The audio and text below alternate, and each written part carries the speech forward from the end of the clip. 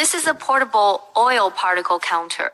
It is characterized by a portable box type, a 10.2-inch large screen, and a built-in 8,000 mAh battery. Fully charged, it can be used for 6 to 8 hours and is suitable for field or laboratory testing. The left side of the device is the USB interface, the power interface, and the right side is the inlet and outlet. Open the lid to see the screen, switch, and printer. After powering on, the printer will automatically produce paper and enter the test interface, followed by test standards, test times, and test levels. Below is the moisture and temperature display. At the bottom is the menu key and the sample key. Click on the top of the standard to switch. The device has 7 commonly used standards built in. Click the menu button, and you will see measurement settings, warning settings, output settings, time settings, and calibration settings. Click measurement settings. The first is the flow rate, which can be set according to your own requirements. The recommended flow rate is 25 milliliters per minute. The number of repetitions is 3 or 5 times, and the sample volume is 10 milliliters. The flushing time and the flushing volume are the same. Before the test, the equipment and liquid inlet pipe are empty, and the liquid is stably entered into the equipment for testing. One of the two can be selected. When switching, click the switch, add or subtract the parameter, adjustment, key modify, and click save.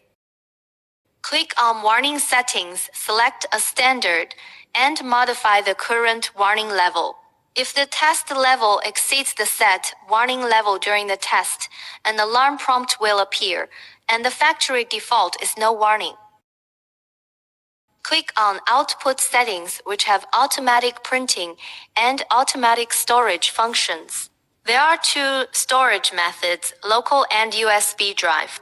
Time settings are to modify the time. Calibration settings are set by the manufacturer or a third-party inspection agency and cannot be used by users and do not need to be modified. Now let's do a test. First, connect the inlet and outlet pipes. Prepare a waste liquid bottle and petroleum ether for cleaning.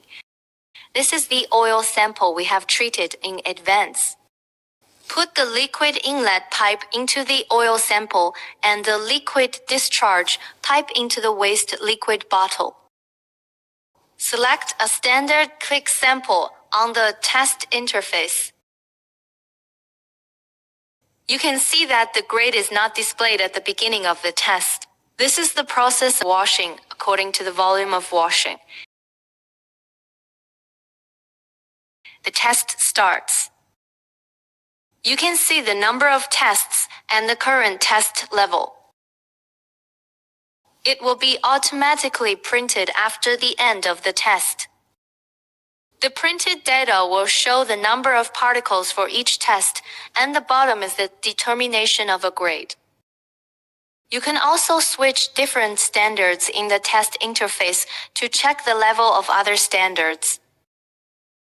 After the test, it is necessary to clean with petroleum ether. Start with a single machine.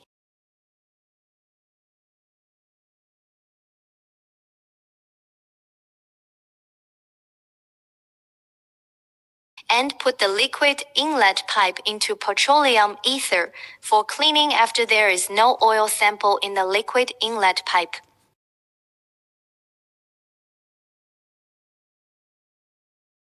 When clean petroleum ether appears at the liquid outlet, put the liquid inlet pipe into the air for emptying.